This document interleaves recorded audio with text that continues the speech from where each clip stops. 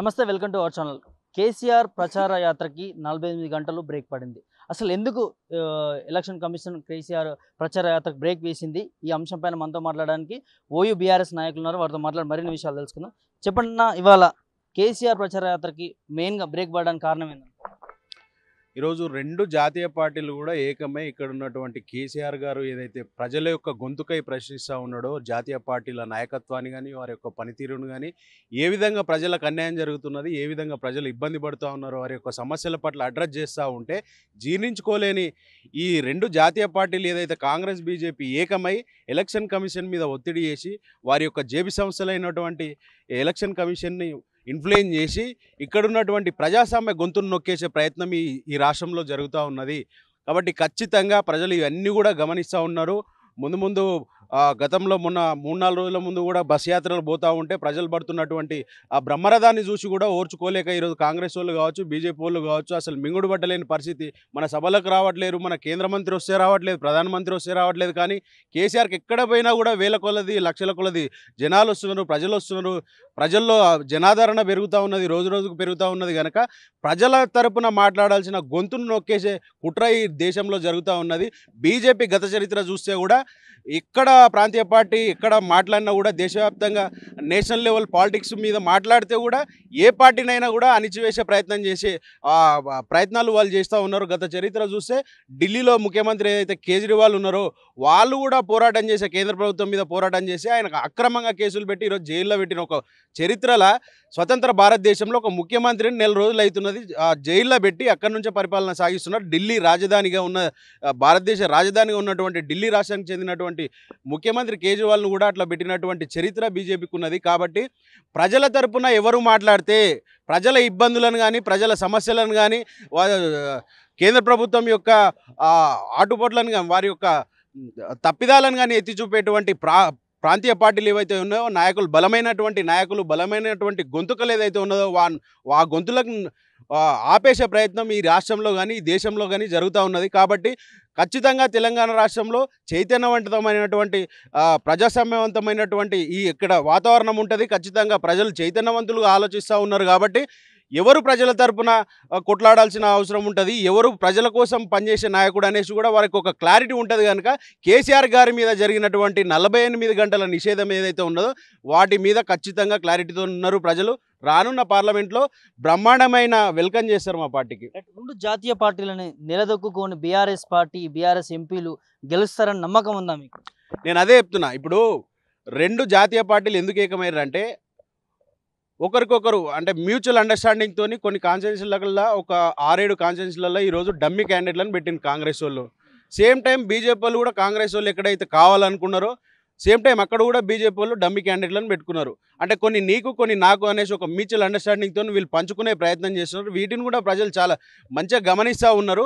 ఇంకొక విషయం ఏంటంటే ఇక్కడ ఈ నిషేధం విధించిన క్రమంలో ఇంతకంటే కేసీఆర్ గారు ఒక చిన్న మాట జారీరేమో, దాన్ని అర్థం పరమార్థంగా తీసుకొని ఇంకా వేరే విధంగా వాళ్ళ డిక్షనరీలో ఏదైతే వాళ్ళకు అనుకూలంగా దొరికిందో ఆ అర్థాలను తీసుకొని ఈరోజు దానికి అప్లై చేసి ఆ నిషేధం అమలు పరుస్తూ ఉన్నారు. కానీ గతంలో ప్రతిపక్షంలో ఉన్నప్పుడు కానీ రేవంత్ రెడ్డి, ఇప్పుడు ప్రభుత్వంలో ఉన్నప్పుడు కూడా ఒక మీడియా, ఒక జర్నలిస్ట్, సీనియర్ జర్నలిస్ట్, ఒక లేడీ జర్నలిస్ట్తో కూడా మీడియా సమావేశంలో అసభ్యంగా మాట్లాడిండు. ఇవన్నీ కనిపించట్లేదా ఈసీకి? గతంలో లాగుల తొండలీడుస్తా అని మాట్లాడిండు. నీ గుడ్డలు కూడా కొడతా అంటాడు, నీ గుడ్లు వీకేసి గోటిలాడుతా అంటాడు, నీ ముక్కు అట్లున్నది అంటాడు, ఇట్లున్నది అంటాడు. ఎవరిని పడితే వాళ్ళని నోటికి ఎంత వస్తే అట్లా మాట్లాడినటువంటి నాయకుని ఆ వాదనలు, ఆ యొక్క మాటలు ఈ ఈసీకి కనిపించలేదా? ఈరోజు కేవలం కేసీఆర్ గారు ప్రజల తరపున మాట్లాడుతూ ఉన్నారు. తెలంగాణలో 4-5 నెలలు అవుతున్నది వాళ్ళు ఇచ్చినటువంటి హామీలు నెరవేరట్లేదు. ఒక దిక్కు దేశంలోనేమో కేంద్ర ప్రభుత్వం వాళ్ళు గుళ్ళ మీద మతాల మీద రాజకీయాలు చేస్తూ ఉన్నారు అనేసి ఇవి జీర్ణించుకోలేక ఇది ఎక్కడనో పోతుంది అనేసి కేసీఆర్ అనే వ్యక్తి బలమైన వాయిస్ కనుక ప్రజల్లో చాలా సులువుగా అర్థమయ్యే ఆ స్లాంగ్లో మాట్లాడతారు. చాలా సులువుగా వాళ్ళకు మైండ్కి ఎక్కే పరిస్థితి ఉంటుంది. కనుక అర్థం చేసుకొని మన మీద ఎక్కడో వ్యతిరేకత భావం వస్తుంది అనే ఒక అభద్రతా భావంతో ఈరోజు కేంద్ర రెండు జాతీయ పార్టీలు కూడా ఏకమై ఈసీని ఇన్ఫ్లుయెన్స్ చేసి ఈరోజు నిషేధతను తీసుకురావడం జరిగింది. క్రిషాంక్ అరెస్ట్ పైన ఎట్లా చూస్తారు బ్రదర్? మీరు బీఆర్ఎస్ ఉద్యమ నాయకులు. డెఫినెట్గా అది ఫేక్ సర్క్యులరు. ఒక ముఖ్యమంత్రి హోదాలో ఉండి గౌరవప్రదంగా నడుచుకోవాల్సినటువంటి ఒక వ్యక్తి ఫేక్ సర్క్యులర్ మా దగ్గర లాస్ట్ ఇయర్ ఇచ్చినటువంటి సర్క్యులర్ మా దగ్గర ఉన్నాయి. ఈసారి ఇచ్చినటువంటి సర్కులర్లు ఉన్నాయి, వాటిని ఎడిట్ చేసి కేవలం డేట్ మాత్రమే మార్చి ఎప్పుడైతే నీటి కొరతతోని కరెంటు కొరతతోని హాస్టల్ మూసేస్తున్నాం, క్యాంపస్ను క్లోజ్ చేస్తున్నాం, వేసవి సెలవులు ఇస్తున్నాం అనగానే కేసీఆర్ గారు ట్వీట్ చేయంగానే దాన్ని తీసుకొని వాళ్ళు హుటాహుటిన ఎంక్వైరీ చేసి ఈయన ట్విట్టర్లో రెస్పాండ్ అయ్యే వరకు దాని ఒక పరిస్థితిని కొలిక్కి తీసుకొచ్చినటువంటి సందర్భంలో ఈ ఫేక్ సర్క్యులేషన్ ముఖ్యమంత్రి స్థాయిలో ఉన్నటువంటి వ్యక్తి ఫేక్ సర్క్యులేషన్ చేస్తే దాని మీద ఈ ప్రభుత్వానికి అసలు ఈ పోలీస్ వ్యవస్థకు అవి కనిపించేవి. కానీ మా విద్యార్థి నాయకులు ఇక్కడ ఉన్నటువంటి ఉస్మానియా యూనివర్సిటీలో ఉన్నటువంటి స్కాలర్లు వాటి గురించి మాట్లాడితే ఒక ముఖ్యమంత్రి హోదాలో ఉన్నటువంటి వ్యక్తి ఫేక్ సర్క్యులర్లు చేస్తున్నారు అనేసి మా వాళ్ళు మాట్లాడితే సోషల్ మీడియా వేదికగా వాళ్ళు మాట్లాడి పోస్టులు చేస్తే ఉంటే ఈ ప్రజాపాలన అనే చెప్తా ఉన్నారు, ప్రజాప్రభుత్వం అని చెప్తా ఉన్నారు. ఈ ప్రజాప్రభుత్వంలో ప్రశ్నిస్తే కేసులు అవుతాయా? ఈరోజు క్రిషాంక్ని ఎందుకు అరెస్ట్ చేసిండు? మా నాగేందర్ ఎక్కడున్నాడు? మా విద్యార్థి నాయకులు కూడా ఎందుకు అరెస్ట్ చేయాల్సి వచ్చింది? వీళ్ళంతా కాబట్టి ప్రజాస్వామ్యంలో ప్రజా వ్యవస్థలో ప్రశ్నించడానికి హక్కు లేకుండా పోయింది ఈ ప్రభుత్వంలో. గడిచిన ఈ 3-4 నెలలనే పరిస్థితి ఇట్లా ఉంటే రేపు పొద్దున కనుక పార్లమెంట్ ఎలక్షన్లో వాళ్ళకు ఒక 8-9 సీట్లు వస్తే కనుక ఈ రాష్ట్రాన్ని మొత్తం మళ్ళీ కల్లోలం చేస్తారు, ఖచ్చితంగా కర్ఫ్యూ వచ్చే పరిస్థితులు ఉంటాయి. గతంలో తెలంగాణ వచ్చే దిశలో ఓయూ విద్యార్థుల వాళ్ళ పాత్ర ఎంతో ఉన్నది. సో అలాంటి విద్యార్థులపైన ఇలా కాంగ్రెస్ పార్టీ కేసు పెడుతుంది అంటే ఏం చెప్తారు? డెఫినెట్గా అప్పుడు ఉస్మానియా యూనివర్సిటీ కాదు, రాష్ట్ర వ్యాప్తంగా కూడా 1200 మంది బలిదానాలకు కారణమైనటువంటి కాంగ్రెస్ పార్టీ ఇక్కడ ఉన్నటువంటి సమాజం మీద కానీ ఇక్కడ ఉన్నటువంటి ప్రజల మీద కానీ వాళ్ళకి ఏ చిత్తశుద్ధి ఉండదు, ఏ బాధ్యత ఉండదు, అసలు సోయి ఉండదు. ఈ ప్రజలు ఎట్లా బతుకుతున్నారు, వీరి యొక్క జీవన విధానాలు ఏంది, వీరికి అవసరాలు ఏంటి అనేది కూడా ఉండదు. ఆ రోజు ఏదైతే డిసెంబర్ 9 ప్రకటనను వెంటకు తీసుకోవడంతోనే 1200 మంది బలిదానాలకు కారణమైన తర్వాత అప్పుడు మేలుకొని కేసీఆర్ గారి పోరాటానికి చెల్లించి అప్పుడు తెలంగాణను ప్రకటన చేసిరు. కాబట్టి ఈరోజు కూడా మళ్ళీ రిపీట్ చేసే ప్రయత్నం మీ కాంగ్రెస్ పార్టీ తీసుకొస్తూ ఉన్నది. కాంగ్రెస్ గత 10 ఏళ్ల కింద ఏదైతే కరువు కాటకాల పరిపాలన సాగించిందో ఈరోజు కూడా కరెంటు కష్టాలు ఉన్నాయి, ఈరోజు కూడా నీటి కొరత ఉన్నది, ఈరోజు కూడా పంటలు ఎండిపోతూ ఉన్నాయి, ఈరోజు కూడా కాంగ్రెస్ వచ్చి మళ్ళీ కరువును తీసుకొచ్చి చూపిస్తూ ఉన్నది. కాబట్టి కాంగ్రెస్ ఎప్పుడైనా కూడా కరువులనే పాలిస్తా ఈరోజు విద్యార్థులకు కావచ్చు, నిరుద్యోగులకు కావచ్చు మొత్తం నయవంచన చేసుకుంటా ఈరోజు మోసాలకు పాల్పడుకుంటా ఈ పరిపాలన కొనసాగిస్తున్నది కనుక ఖచ్చితంగా కాంగ్రెసు వారి యొక్క వ్యవహార శైలియే, వారి యొక్క పరిపాలన తీరే ఇంత ఉంటుంది. మెరుగైన పాలన తెచ్చిన దేశంలో అంటే ఎక్కడ లేని విధంగా 100 రోజుల్లో 6 గ్యారెంటీలు అమలు చేసినామని చెప్తా ఉన్నాను. ఎక్కడ నేను నిన్న కూడా మొన్న కూడా అదే మాట్లాడినా. విద్యాశాఖకు కొన్ని హామీలు ఇచ్చిరు, విద్యార్థి నాయకునిగా నేను అడుగుతా ఉన్నా, విద్యాశాఖకి విద్యార్థులకు ఇచ్చినటువంటి ఏ ఒక్క హామీని అమలుపరిచినావు? నువ్వు ఇచ్చినటువంటి 6 హామీల్లో 420 అంశాలు ఉన్నాయి. 420 అంశాలను నువ్వు సంపూర్ణంగా అమలు చేసింది ఒకటి మహిళలకు ఉచితంగా ప్రయాణం చేసేటువంటి బస్సు సౌకర్యం. ఆ బస్సు సౌకర్యంలో కూడా ఈ రూట్లో 100 బస్సులు పోయేది ఉంటే 30-40 తిరుగుతూ ఉన్నాయి ఈరోజు. అంటే బస్సులను తక్కువ చేసి అక్కడ కూడా లేడీస్ని ఇబ్బంది పెట్టుకుంటా మేము ఫ్రీగా ఇస్తున్నా అనేసి పబ్లిసిటీ చేస్తూ ఉన్నారు. ఏ ఒక్క హామీ అమలైంది? అసలు ఉచితంగా 200 యూనిట్ల వరకు కరెంటు ఫ్రీ ఇస్తాను, ఇప్పటి కూడా ఏ ఊర్లో అమలైతలేదు. గ్యాస్ ఇస్తాను 500కు, ఎక్కడ అమలైతలేదు. 5 లక్షలతోని ఒక భరోసా కార్డు ఇస్తాను విద్యార్థులకు, 5 లక్షలకు ఒక స్టైఫండ్ లెక్క, ఒక ఫెలోషిప్ లెక్క ఒక కార్డు ఇస్తాను విద్యార్థులకు. అసలు పెండింగ్లో ఉన్నటువంటి స్కాలర్షిప్లు ఎందుకు రిలీజ్ చేయట్లేదు? పెండింగ్లో ఉన్నటువంటి రియంబర్స్మెంట్ ఎందుకు ఇవ్వట్లేదు? నీకు చిత్తశుద్ధి ఉంటే ట్విట్టర్లో ఈ ఫాల్స్ సర్క్యులేషన్స్ బంద్ చేసి నేనేమంటున్నా, ఉస్మానియా యూనివర్సిటీకి మెస్సు బకాయిలుగా కేవలం మెస్సు బకాయిలు మాత్రమే 11 కోట్లు ఉన్నాయి. నీకు చిత్తశుద్ధి కనుక ఉంటే వాటిని ఒపీనియన్ తీసుకొని 11 కోట్లు వెంటనే రిలీజ్ అయ్యి, నీకు చిత్తశుద్ధి కనుక ఉంటే ఈరోజు డిపార్ట్మెంట్లో వైట్ పేపర్ కూడా గతి లేదు, ఆ ఇన్ఫ్రాస్ట్రక్చర్ని డెవలప్ చేయి.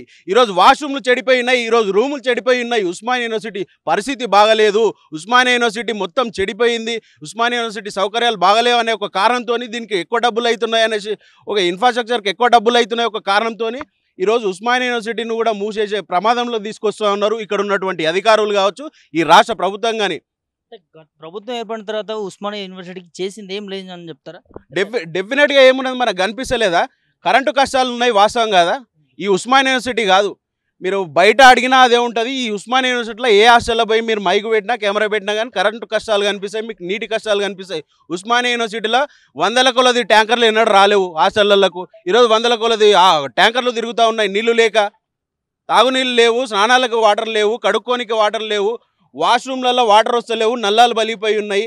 అవన్నింటినీ పట్టించుకునే నాదుడు లేదు. కానీ ఫేక్ సర్క్యులేషన్ పాత గతంలో ఎట్లయితే అదే సర్క్యులేషన్ సర్క్యులర్ ఇచ్చినామో దాన్ని మాత్రమే మేము చేసినాం అనేసి ఈ అధికారులు కూడా తప్పించుకునే ప్రయత్నం చేస్తున్నారు. వాళ్ళు కూడా విద్యార్థులను తప్పుదో పట్టించే ప్రయత్నం చేస్తున్నారు. కనుక నిన్న ఉస్మానియా యూనివర్సిటీ పోలీస్ స్టేషన్లో కూడా మేము కంప్లైంట్ ఇచ్చినాం.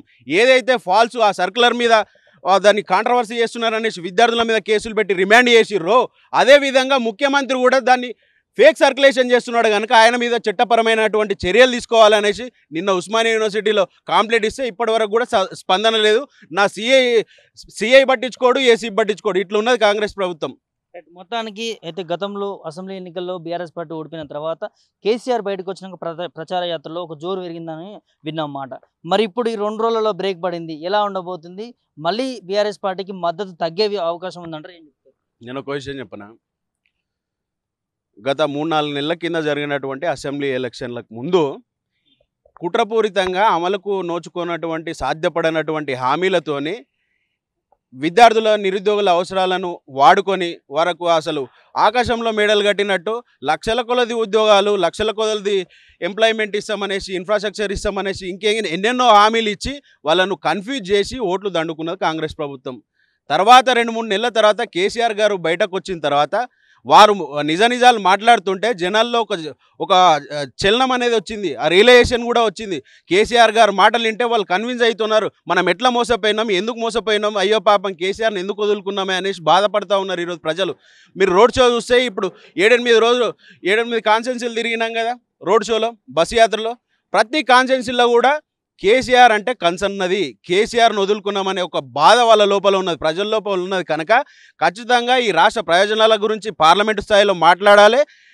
కేంద్ర ప్రభుత్వం నుంచి రాష్ట్రానికి రావాల్సినటువంటి ఏదైతే లబ్ధి ఏదైనా చేకూరాలంటే కేవలం మాట్లాడాల్సిన వాళ్ళు బీఆర్ఎస్ వాళ్ళు మాత్రమే ఉంటారు. కాబట్టి ఎన్ని నిషేధాలు పెట్టినా 48 గంటలు కాదు, ఇంకో 48 గంటలు పెట్టినా కూడా కేసీఆర్ గారిని చూసి మాత్రం ఈ తెలంగాణ సమాజం వెల్కమ్ చేస్తుంది.